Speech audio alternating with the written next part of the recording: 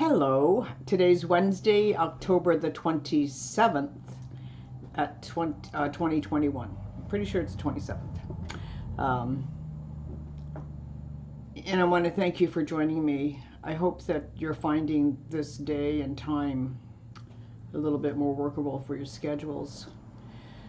I want to talk a little more this week about A Worthy Christmas, this season's holiday novella, which we keep telling you is coming soon, right? So if you've been following my chats for a while, you'll notice that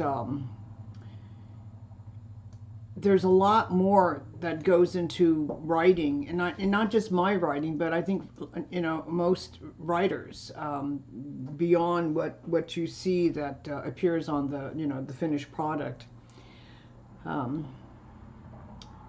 So one of these things is songs and inspiration, quotes, that kind of stuff.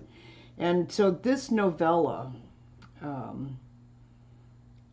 Worthy Christmas, the inspiration comes from both poetry and an associated piece of music.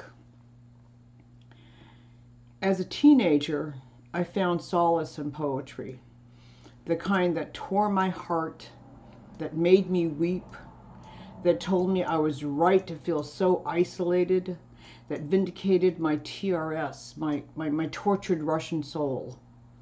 One of my favorite poems was by that great English poet, Christina Rosetti, named When I Am Dead. When I am dead, my dearest, sing no sad songs for me. Plant thou no roses at my head, nor shady cypress tree. Be the green grass above me, with showers and dewdrops wet.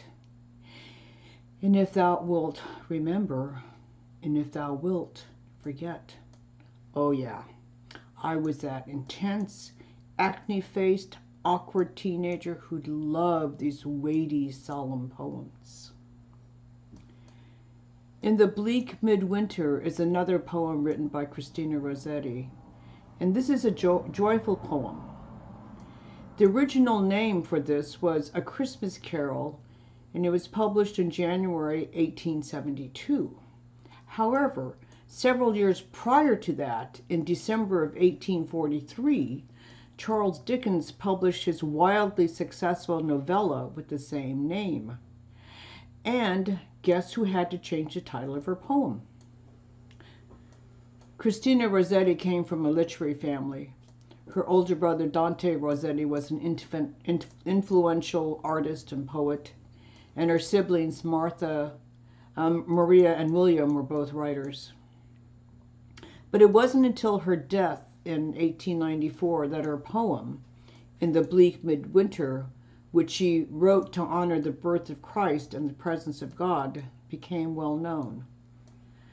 Many of you will have heard of Gustav Holtz. He was best known for his orchestral suite called The Planets, written between 1914 and 1917. You know, that big music of his, Mars, the bringer of war, Venus, the bringer of peace, Mercury, the winged messenger, Jupiter, the bringer of jollity, Saturn, the bringer of old age, Uranus, the magician, and Neptune, the mystic. So in 1906, Holtz composed music to Rosetti's poem, and it was included in the English hymnal, which was a significant publication in the history of Anglican church music.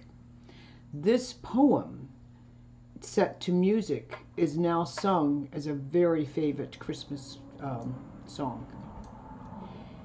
And those of you who watched Peaky Blinders, a British period crime drama television series, may remember the main character, Tommy Shelby, and several other associates invoke In the Bleak Mid-Winter, as if a prayer during several tense scenes.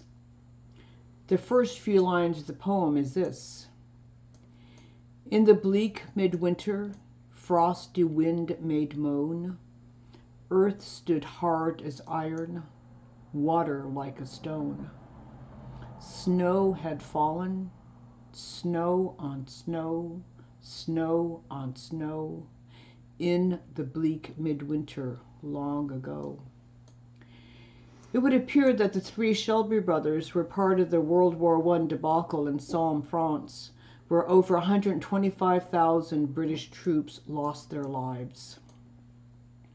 When spoken or prayed, this phrase affected the brothers in a couple of ways. One, the fact that they could have died back then and didn't, and that whatever life they had after that was a blessing. And two, sometimes when they uttered these words, it was a portent that something bad might happen, that maybe their second chance was coming to an end. In the bleak midwinter was their verbal prompt, their tick. And we have Gib Worthy, Cora's oldest child, living a lonely, aimless life in Montana as a ranch hand. The life he's chosen is harsh and lonely. His definition of a good day is one where he feels no feelings, has no memories, has no emotional pain. That can throw him off course, that can come up unbidden, making him realize just how bleak his choices have been. Like the Shelby brothers, he has faced death. And unlike the brothers, he wished he had died. Like the Shelby brothers, those memories haunt him. In the bleak midwinter is the theme song poem for A Worthy Christmas. I would like to offer another interpretation of this poem, that this is the love and joy a mother has at the birth of her child.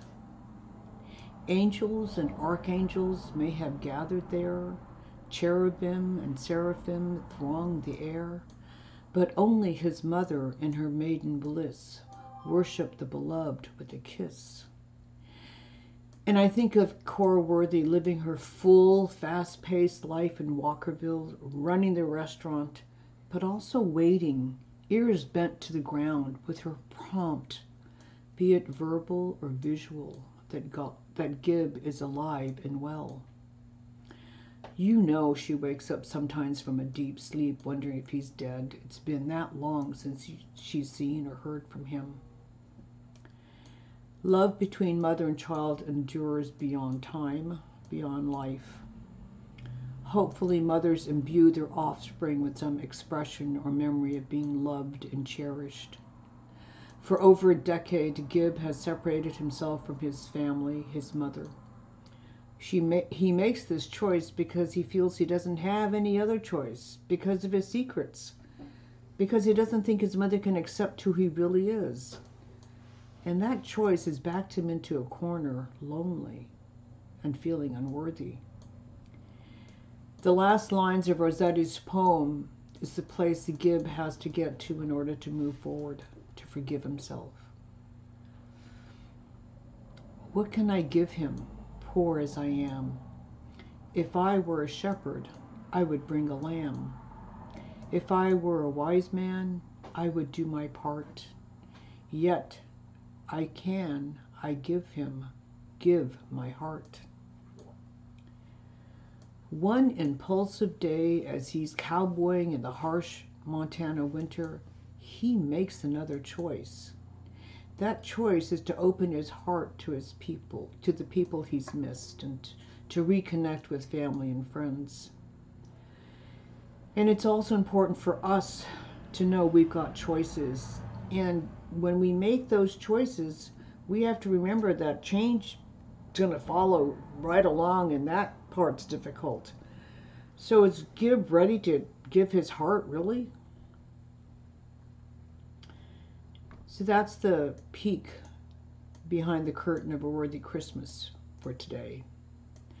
By next week, we will actually be in November. I mean, November 3rd or something. I mean, holy cow. Saying that out loud is weird. So I expect to have a definite word for you as to when we'll be able to get your copy of the novella on Kindle. And for those of you who don't use Kindle, I hear you. There are issues with just how to get shorter works out to you, so we'll talk more about that next week as well. And it's also been my intention all along to let you know a bit more about the nuts and bolts secrets behind taking a book from me just chatting with characters who show up and introduce themselves to a completed novel ready to put in your hands. I want to finally begin talking about that sort of stuff next Wednesday, and to talk with you about what we call Bibles and why they're necessary for writing. I've been working on a new piece the last week or so, and realizing just how essential a Bible is for my writing. So don't forget, if you know someone you think would enjoy these chats, please share my link with them. Writing is a most solitary endeavor, and I see these chats as a potential way for us to make a more personal connection. And of course, new readers are always welcome. There's a link to my Amazon page down below this video. I'll be back here next Wednesday afternoon at 1 o'clock California time. Thanks for joining me, and remember that YouTube counts everything. So it means a lot if you give us a thumbs up, and it's really helpful if you subscribe to my channel by clicking that big red button. If you have questions or comments, there are links to my Facebook and Instagram and email address below. And do check the link to my Amazon page to see all my work which has been published so far. Remember, AC is archiving all these live chats. Check the playlist on my YouTube page, plus the direct link for my next Wednesday's afternoon's get-together is there too. Hope to see you then, and have a great rest of the week.